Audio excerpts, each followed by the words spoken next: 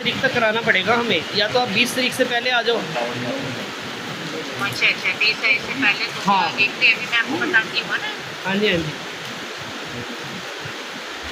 अच्छे से हो गया ना सारा काम? हाँ बिल्कुल अच्छे से हो गया। ठीक है, तो मैं ऐसे बोल रही ना, आप मुझे वीडियो भी भेज दो। ठीक है भेज दूँगा। भैया आपके आने पे होगा सारा काम। हाँ बाकी तो आप आ लोगे जब होगा ना, ये संस्कार हुआ है। अभी तो संस्कार हुआ है। अभी और कितना टाइम लगेगा? तो हम लोग तो क्या खाएंगे और नाइट चूल्हा जलाएंगे?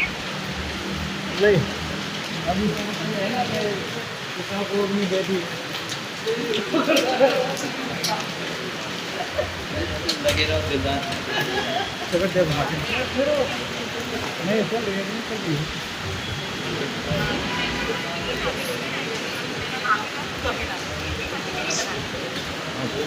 बस 10-15 मिनट में हो जाएंगे। हाँ हाँ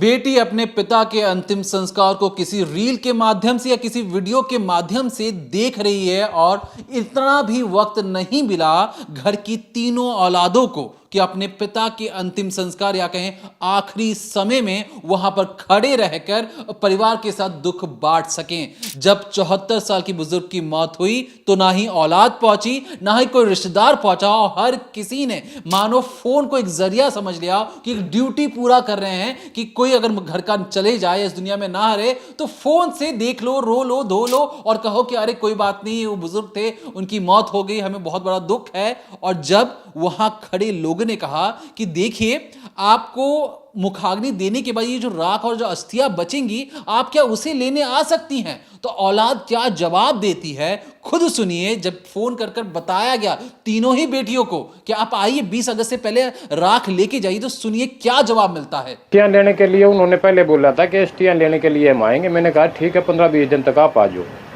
फिर उन्होंने कहा कि अंकल अब तो पापा भी नहीं रहे और अस्थि आप ही विसर्जित कर देना, तो अब हम करेंगे क्या है। तो सुना आपने कि अंकल अब तो पापा रहे नहीं इस दुनिया में, अब आप राख का क्या करेंगे, आप राख को खुद ही गंगा में प्रवाहित कर दीजिए। जब औलादें इस तरीके की बातें कहें, जिन्हें पढ़ाया लिखाया जाए, पसीने में तरबतर होकर उनके लिए पैसे इकट्ठा किए जाएं, हर एक मुसीबत झेल के उन्हें पढ़ाया लिखाया जाए, और जब औलाद बुढ़ापे में जब सबसे ज्यादा जरूरत होती है किसी इंसान को अपने औलाद की, उस वक्त मरने के बाद राख को या अस्थियों को विसर्जित करने के लिए भी समय ना हो, ऐसी औलादों को आप क्या कहेंगे।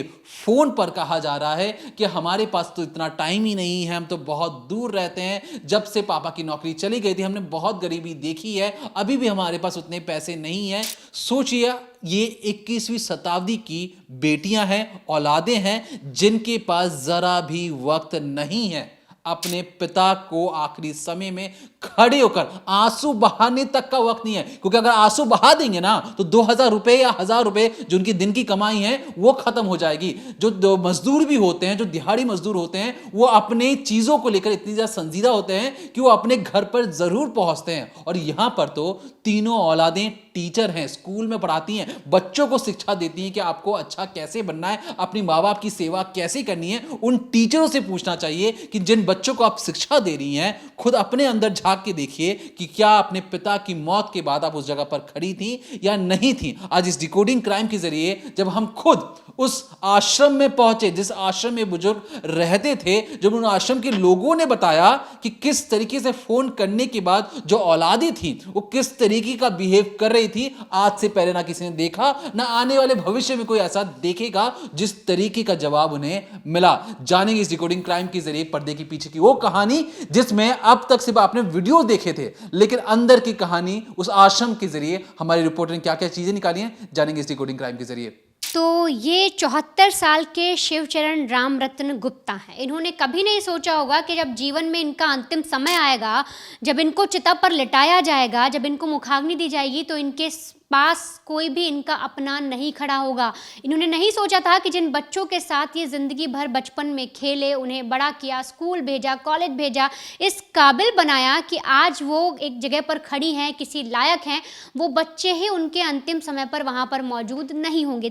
तीन बेटियाँ हैं। सोचिए, एक पिता, एक माँ जिनको लग रहा है कि उनके बुढ़ापे का सहारा है, 3-3 बच्चे हैं, कुछ भी होगा बच्चे हमारे साथ खड़े रहेंगे। लेकिन जब वक्त आता है तो बच्चे कहते हैं कि अंकल आप वीडियो बनाइए और सारे वीडियो मुझे भेज दीजिए, सब कुछ मैं वीडियो में देखूंगी, मेरे पास वहाँ आने का बिल्कुल भी वक्त नहीं है।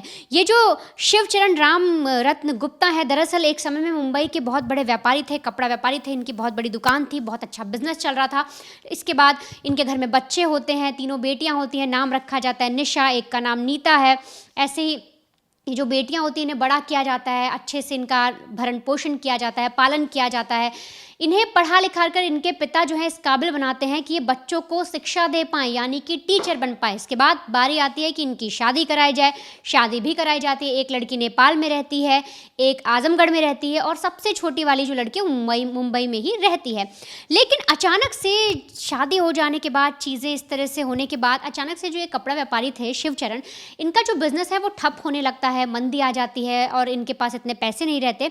और धीरे धीरे लगातार जब इन्हें लगता है कि अब घर में चीज़ें गुजारा नहीं हो रहा, पत्नी को भी खुश नहीं रख पा रहा, चीज़ें सही नहीं चल रही, तो एक फैसला करते हैं और कहते हैं कि अब बेटियां तो सेटल हो ही गई हैं, तो क्यों ना हम लोग चलकर अपने पैतृक गांव जहां रहते थे वहां पर चलते हैं, सोनीपत चलते हैं, वहां देखते हैं, कुछ करेंगे। यहाँ आ जाने के बाद कुछ समय तक तो ये लोग अलग रहते हैं, कोशिश करते हैं, लेकिन फिर से जो शिवचरण हैं अब ये उस तरह से दोबारा खड़े नहीं हो पाए। मतलब जिस तरह से इन्होंने पहले अपना बिजनेस स्टार्ट किया था, मुंबई में एकदम फल फूल रहा था, बच्चों को इस तरह इन्होंने काबिल बना दिया, दूसरी पारी जब इन्होंने शुरुआत की तो उसमें वो इतने सफल नहीं हुए और इसलिए फिर इन्होंने फैसला किया कि अब आसपास कोई है नहीं, बेटियां सब अपने में बिजी हैं। सोचिए, एक माता और पिता जब वृद्ध आश्रम में रहने को मजबूर हो जाएं तो आप सोचिए कि आपके बच्चा होने पर लानत है। अगर आपके पेरेंट्स आपके रहते किसी वृद्धाश्रम में रह रहे हैं तो ये सबसे बड़ी, आप यूँ सोचिए, आपके लिए शर्मिंदगी की बात है।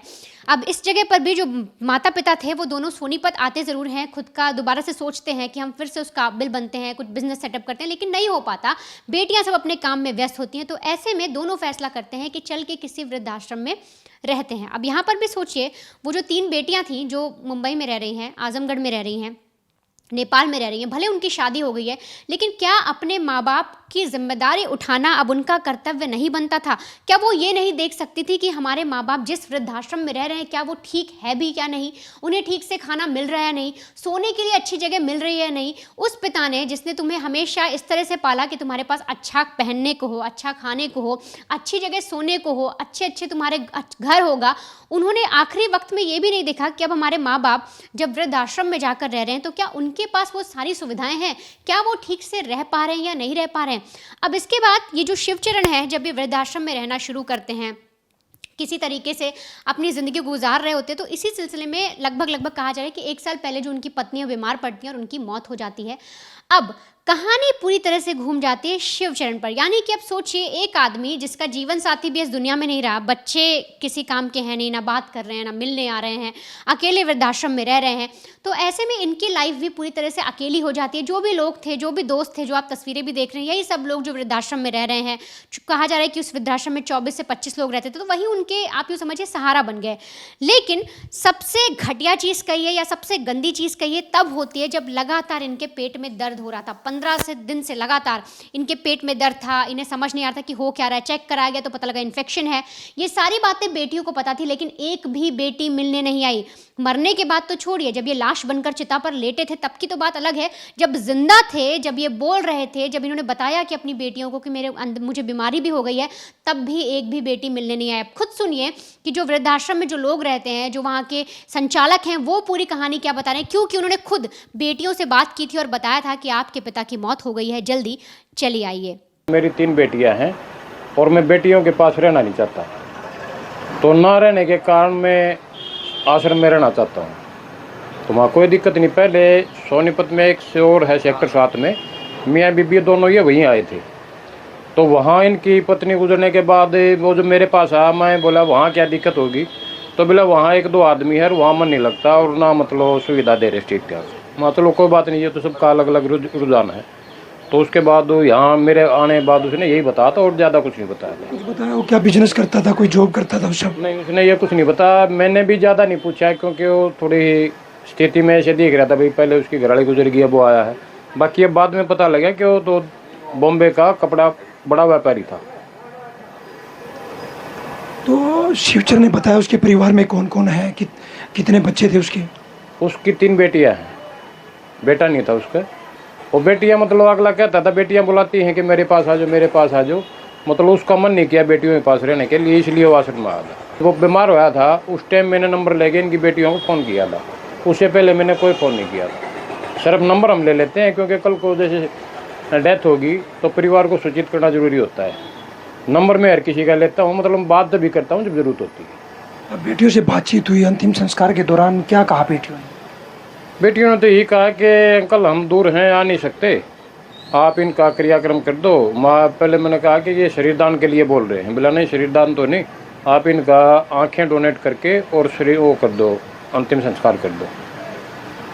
और कुछ बात भी हुई वीडियो कॉल पे? तीनों बहनें थी या कि कोई एक बेटी? 2 बहनों की थी, एक नेपाल वाली एक बॉम्बे वाली, इनकी बात होती थी ज़्यादातर। बीच वाली से तो 1-2 बार बात हुई होगी, अन्यथा कोई। क्या नाम थे इन तीनों के? एक का तो नीता है, एक का प्रिया है और एक का बीच वाली का ध्यान नहीं, निशा। निशा क्या जॉब करती हैं वे? 2 तो मेरे ख्याल जॉब करती है, तीसरी का पता नहीं। टीचर हैं 2? हाँ। कभी इसने अपने परिवार की कहानी बताई हो कि पत्नी के साथ क्यों निकला था घर से? नहीं, उसने सिर्फ यही कहा कि बेटा मेरी स्थिति ऐसी होगी कि मतलब मेरे को घर बार छोड़ना पड़े, और जाने को तो बेटियों के पास भी जा सकता है। बेटियों का उसका मतलब जैसे बताता था कि बेटियां तो बोलती थी कि हमारे पास रह लो, मतलब बेटियों के घर जाने का मेरा मन नहीं कराया, इसलिए मैं आश्रम में आया हूँ। कभी बताया कि बेटियों के पास मैं कुछ समय रहा हूँ, परेशान होकर यहाँ पहुँचा? नहीं, बेटियों के पास जनरली तौर पर तो जैसे आम आदमी चले जाते हैं, भाई हफ्ता 10 दिन 15 दिन रहा होगा, बाकी वो बेटियों के पास नहीं रहा। बेटियों ने कहा कि अंतिम संस्कार में पहुँचेंगे या अस्थियाँ लेने हम यहाँ आएंगे? अस्थियाँ लेने के लिए उन्होंने पहले बोला था कि अस्थियाँ लेने के लिए हम आएंगे। मैंने कहा ठीक है, 15-20 दिन तक आप आ जाओ। फिर उन्होंने कहा कि अंकल अब तो पापा भी नहीं रहे और अस्थियाँ आप ही विसर्जित कर देना, तो अब हम करेंगे क्या है। जब पिता अपनी बीमारी से जूझ रहे थे तब भी जब घर वालों से वो रोज बात करते थे, तीनों बेटियों से बात करते थे, तीनों बेटियों ने जरूरत नहीं समझी कि अपने पिता को अपने घर पर लेके आए, उनकी भी देखभाल करें। हर किसी को लगा कि मैं तो छोटी बेटी हूं, मैं बड़ी बेटी हूं, किसी और बेटी को देखना चाहिए था, छोटी वाली बहन को देखना चाहिए था, बड़ी वाली बहन को देखना चाहिए था। और इसी आपाधापी में वो हमेशा हमेशा वृद्ध आश्रम में रहे। और वृद्ध आश्रम में रहने के बाद जब उनका पेट खराब हो जाता है, इन्फेक्शन बढ़ जाता है, तो अगली सुबह वो उठते नहीं हैं। इसके बाद बेटियों को जब बताया जाता है, बेटियां क्या करती हैं, बेटियां 5,100 रुपये उस पूरे अंतिम संस्कार का जो खर्च था वो देती हैं और कहती हैं कि आप खुद ही सब कुछ देख लीजिए, जो भी पूजा पाठ लकड़ी की जो जरूरत पड़ती है आप सब कुछ खुद ही कर दीजिए, ये रहे 5100 रुपये और हमें ड्यूटी से मुक्त कर दीजिए। अब इस चीज को लेकर जब फोन पे कहा जा रहा था तो ये बाकायदा जवाब आता है कि आप सारी वीडियोस रिकॉर्ड करके मुझे भेज दीजिएगा, मैं बाद में देख लूंगी। मान लो आपने 5100 रुपये दिए हैं और उसके बदले आपको सिर्फ वीडियोस देखने हैं, रील देखना है कि आपके पिता को किस तरीके से लिटाया गया। जब पिता को सबसे ज्यादा जरूरत थी तब बेटियां वहां पर मौजूद नहीं थी। 74 साल के शिवचरण मरने से पहले उन्हें पता था कि शायद उनकी मौत होगी, उन्होंने फैसला किया कि वो अपनी आंखों का दान कर देंगे जो इस दुनिया में देख नहीं सकते हैं। मरने के बाद उनकी आंखें किसी और को दी जाएं जहां से वो दुनिया देख सके। सुबह सुबह 7 बजे डॉक्टरों की एक टीम आती है, उनके नेत्रदान या क्या उनके आंखों का जो चीजें प्रक्रिया होती है उसे निकाला जाता है और दान के लिए ले जाया जाता है। उसके बाद अंतिम संस्कार किया जाता है। अंतिम संस्कार में भी फोन कॉल, वीडियो कॉल के माध्यम से कहा गया कि देखिए ये जो पूरी प्रक्रिया है, जो अंतिम संस्कार अभी जो मुखाग्नि दी जा रही है, पूरी प्रक्रिया बेटियां पूछ रही कि कब तक खत्म होगा। लोग कहते हैं कि सर मैडम 10 से 15 मिनट में सारी चीजें खत्म हो जाएंगी। उसके बाद बेटियों को लगा कि सारा काम तो खत्म हो गया होगा। तब वहां से जो मुखाग्नि देने वाले लोग थे, जो संचालक थे, उन्होंने कहा कि देखिए मुखाग्नि देने के बाद ना राख और अस्थियां बचती हैं, उसे भी प्रवाहित करना पड़ता है नदी में या गंगा नदी में ले जाकर। क्या आप में से, आप तीनों बेटियों में से कोई भी आकर इन अस्थियों को 20 अगस्त से पहले ले जाएगा क्या? अब इस पर सोचिए बेटियां क्या जवाब देती हैं। उनमें से एक बेटी का तो जवाब यह रहता है कि पापा तो इस दुनिया में रहे नहीं, अब हम अस्थियां लेके क्या करेंगे, आप खुद ही अस्थियां प्रवाहित कर दीजिए नदी में। अब जो लोग ये सारी चीज़ें कर रहे थे, लोगों को लगा कि ठीक है मुखाग्नि देने में वक्त लग गया होगा, आने में टाइम लगा होगा। 20 अगस्त बहुत लंबा टाइम है। आज अगर मैं आपको तारीख बताऊं तो तारीख आज भी 6 अगस्त है। 2 हफ्ते से ज़्यादा का समय दिया गया, लेकिन फिर भी कहा गया कि आप खुद कर दीजिए। अब क्योंकि बेटियां इंटरेस्टेड है नहीं, रिश्तेदार आए नहीं हैं, अब क्योंकि उनका फर्ज बनता है कि किसी इंसान को इस दुनिया से रुखसत करने के लिए, इस दुनिया से बाहर भेजने के लिए, उसकी आत्मा की शांति के लिए खुद वहां खड़े लोगों ने फैसला किया कि हम खुद अस्थियों को प्रवाहित कर देंगे गंगा नदी में। और कहा जाता है कि गंगा नदी में प्रवाहित करने से अस्थियां वो स्वर्ग मिल जाती है उस आत्मा को, और आत्मा को संतुष्टि हो जाती है। लेकिन यहाँ पर जब हमारे रिपोर्टर्स ने उन अस्थियां विसर्जित करने वाले लोगों से जब पूछा कि क्या आपके मन में चल रहा था, क्या आपने बेटियों से बातचीत की, तो सुनिए जब बेटियों से कहा गया कि अस्थियां लेने क्या आप आ सकती हैं तो क्या जवाब मिला उन्हें। देखिए, मैं सबसे पहले तो यही कहूँगा कि देखो, मानवता को शर्मसार करने वाली हमारी सोनीपत में ये घटना घटित हुई है।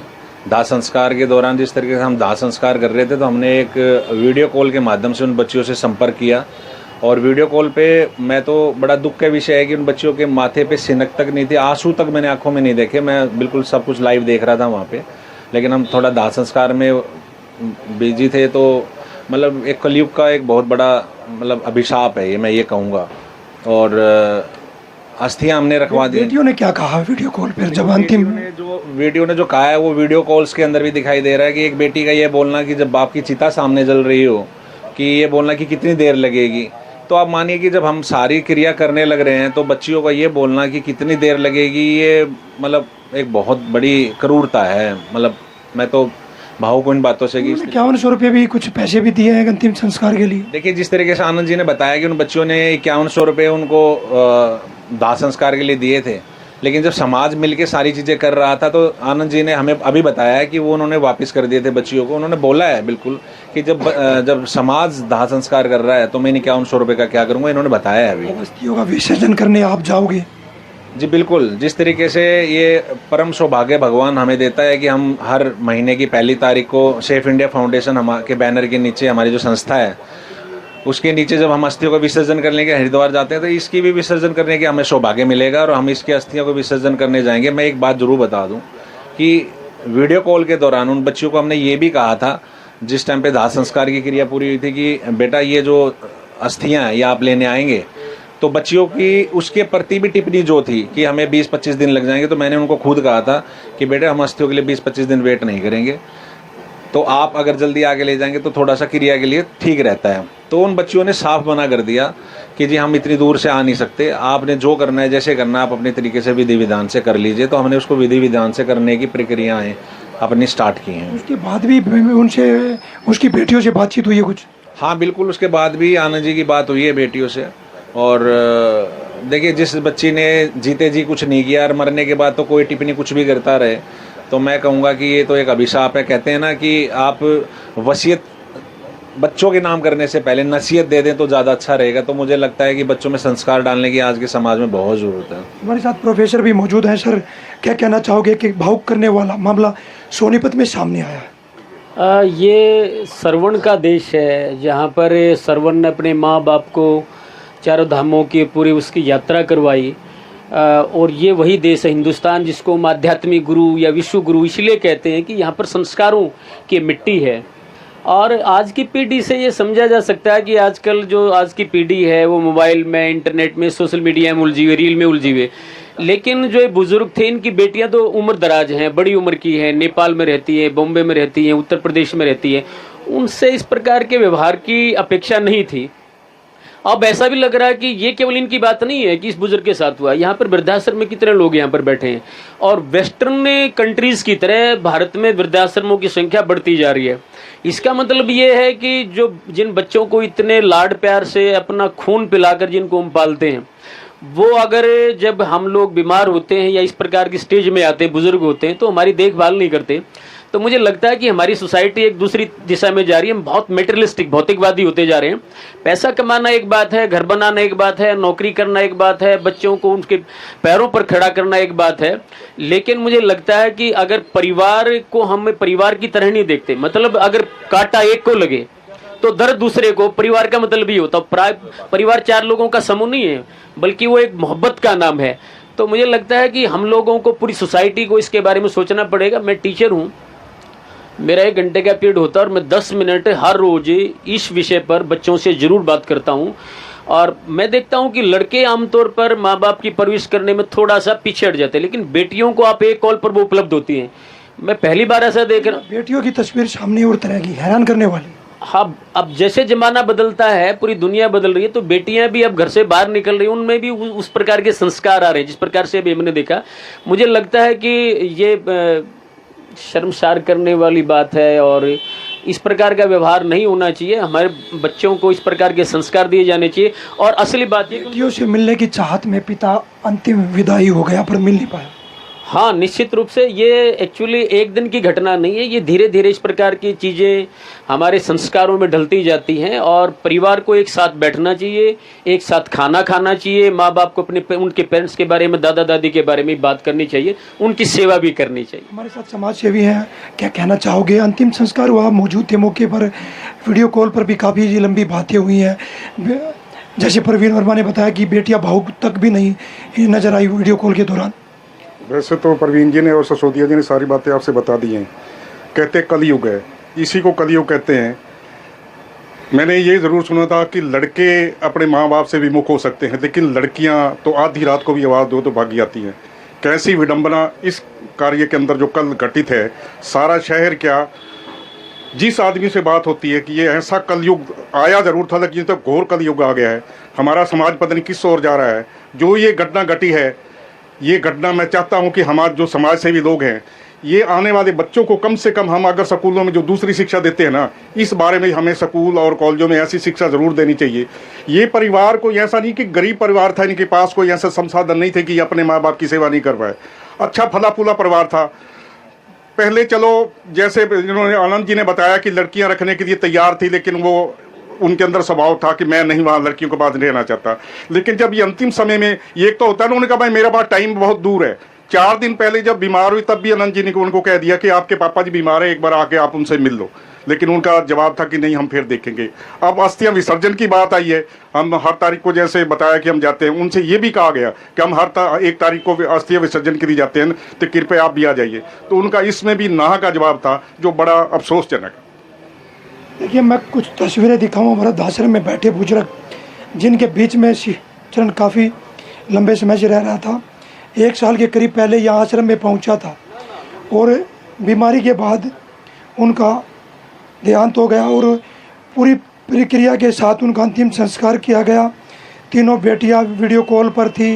उन्होंने कहा मेरे पिता का अंतिम संस्कार कर दीजिए, ताकि हमारे पास आने का समय तक नहीं है। उसके बाद जब अस्थि विसर्जन की बात आई तो उसको भी मना कर दिया। अब सोनीपत के जो समाज सेवी हैं, 1 तारीख को वे अस्थियाँ लेकर हरिद्वार पहुंचेंगे और वहां पर अस्थियों का विसर्जन करेंगे। वही कि एक पिता अंतिम विदाई के समय भी अपनी बेटियों से नहीं मिल पाया और मिलने की इच्छा में विदा हो गया। तो सुना आपने, ये बेटियों ने कहा कि सारा काम आप अच्छे से कर देना, पैसे दे दिए गए थे, अस्थियां किसी और ने विसर्जित कर दी थी, काम से अब वो बच चुके हैं, अब उन्हें करना क्या है, क्योंकि माँ पहले इस दुनिया में थी नहीं। पिता को जिस तरीके से इस दुनिया से भेजा गया वो कतई माफी लायक नहीं है। इतना भी कामयाब मत बन जाइए कि अपनी आप जड़ों को भूल जाएं। आप जिस वजह से इस दुनिया में आए हैं, जिस वजह से आप अपना कुल वंश और जिस वजह से आप इस दुनिया में पैसे कमा रहे हैं, हंस रहे हैं, खेल रहे हैं, उसकी जड़ों को जिस तरीके से आपने इस दुनिया से भेजा है, पूरी दुनिया ने देखा। हर कोई माफ नहीं कर पाएगा, हर किसी को समझ में नहीं आएगा कि हम औलादों को जब बड़ा कर रहे हैं, पाल पोस कर, पैसे लगाकर बड़ा कर, आपके खुद के बच्चे भी होंगे। सोचिए कि एक बच्चा जिसे माँ पापा करके बुलाता हो, बुढ़ापे में उसे वो छोड़ देता हो।